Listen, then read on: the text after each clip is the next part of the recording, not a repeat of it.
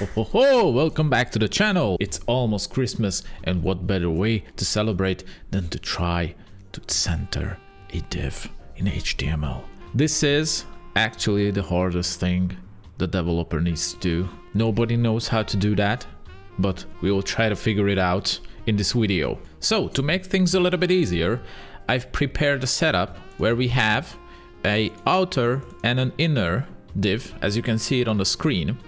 And I did some basic CSS reset and changed the color, so the outer covers the screen, and we will try to center the inner div with the blue borders into the outer with the red borders. So that's the task. Okay, so what's the easiest way to approach these problems? With common sense, of course. So what a normal person would do.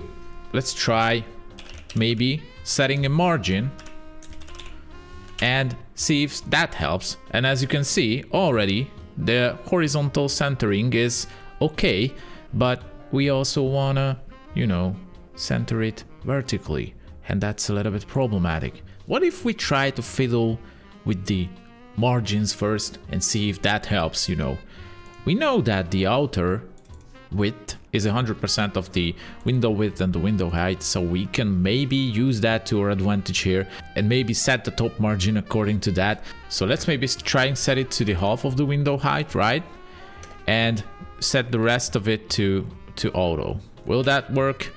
Well, kinda, but it doesn't, because what we set right here is this point right here is 50 from the window height, and we want it to be here, so we need to subtract something from here, and this is, as you may guess, the half of the height of this whole box, the inner box. Well, let's try that. It's ugly, but let's try that. So luckily we have this calc function in CSS now, so we can do something like use the window height, half of it, and what's the height of this box? 150 pixels, right? Let's try if that works. Well, that looks better now, although this is not the best way, because this is also applies to the bottom margin, so we should probably do it like this. So, but it doesn't matter now. This looks centered, right? Or is it? Okay, let's just try to make it smaller and smaller and smaller and smaller, and uh-oh, what's that? What just happened? Can you guess? Of course, it's the border. See, the border is not accounted for here in this case. But if you look at right here, then it says that the height is actually 292. So we need to encounter for half of the border, the overall top and the bottom border, which is 4 pixels. And as you can see, now it is perfect. Is this a good solution? Absolutely not. This is not a good solution, because we are depending on a set height, which we know, but we can't reference it. So how could we solve this problem? Well, how about we try to set the top and the left positions of the box and then try to subtract some sort of a margin of it. Okay, so how about we try to set the top to 50%, right? The left to 50%, right? Will this work? Of course not, because this element is static, and static elements can't have these properties, or these properties will not apply. So we will add a relative position, which will mean that it is relative to its parent. But this is not good, because again, if you take a look at this, we are setting this point right here 50% from its borders, from the outer div borders. So we need to account for half of the width and the height again. So how can we do that? Well, in my previous example, we did the margins, right? Let's try margin top, maybe minus 150, right? Let's do that. And now it's seemingly good. And margin left also minus 150 pixels. This looks right. Shall we try if the pixels line up? Yes, in this case, they actually do, because here the 50% is in relation to its parent, so it's set correctly. Is this solution good? Well, you know, you need to set the numbers manually, you know, and if the width and height is not given, then it's not gonna work, of course, because, you know, see, that's definitely not centered. So how can we solve that? So in the old days, all we had was margins, but right now, in modern CSS, we have transform properties, which is used to apply some sort of a transformation to the element. And in this case, we're going to use the translate. Just read the description. Specifies 2D translation by the vector tx_ty, where tx is the first translation value parameter and ty is the optional second translation value parameter. So what would we put here?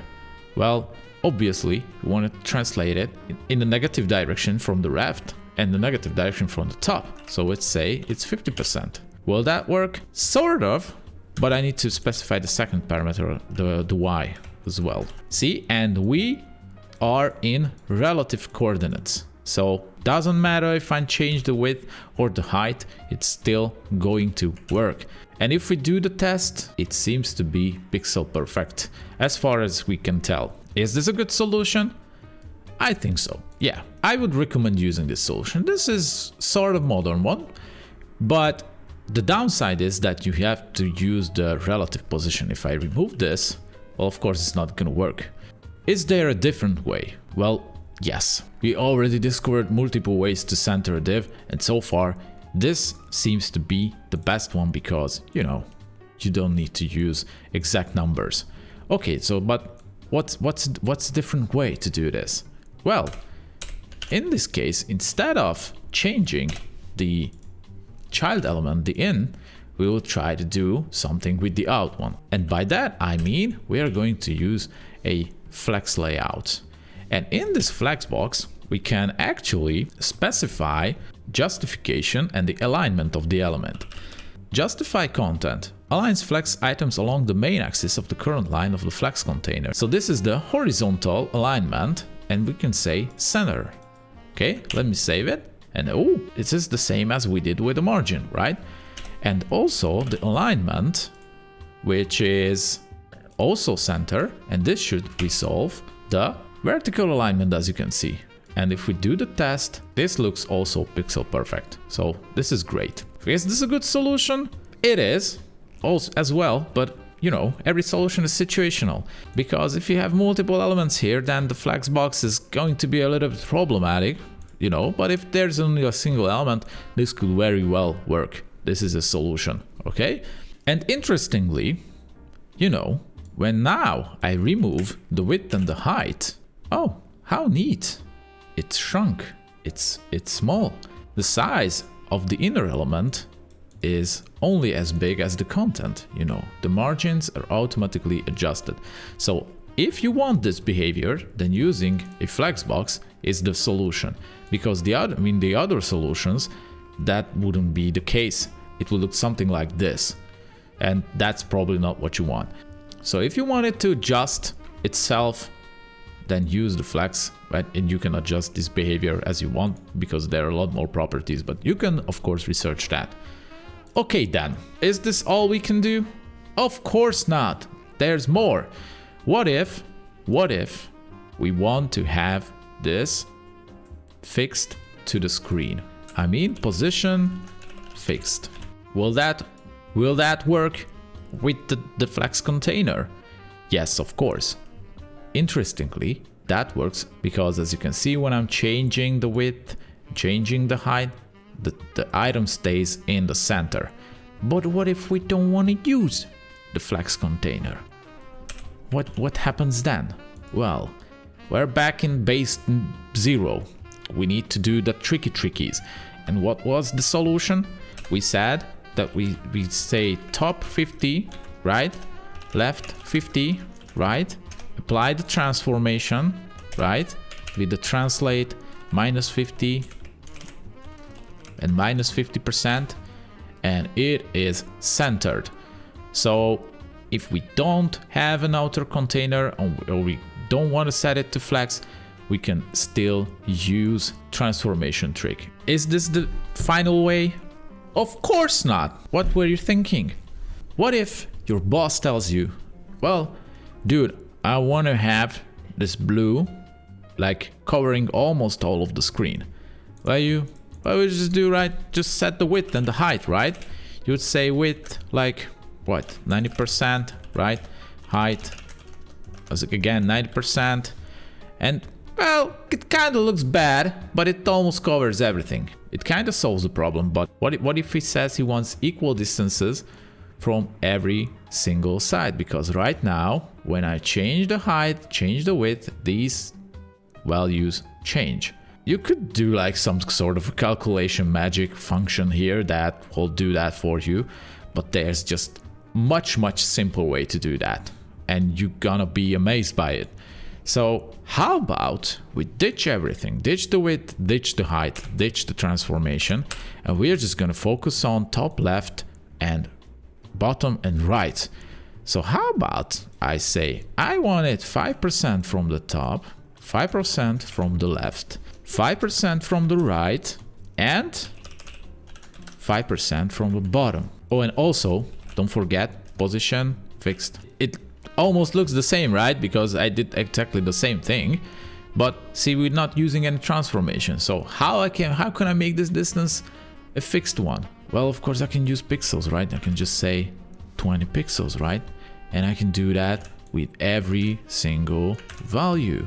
And I'm going to have a box that is the same distance from the edge of the other element, or the edge of the screen in this case, and it looks amazing.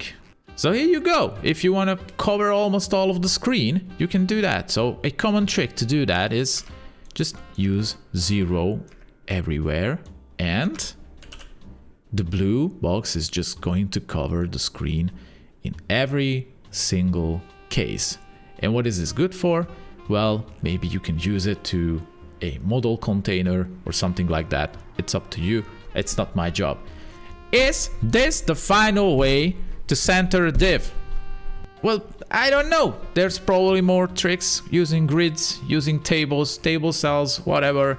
There's just infinitely many ways to center a div, but I think these are the most important tactics you should know when dealing with the problems with that. And with that, we answered the hardest question you will ever come across in your entire career. So you are now officially a senior engineer. That's right, this is my gift for you. Merry Christmas to everyone. Don't forget to like and subscribe, and see you in the next one. Bye bye.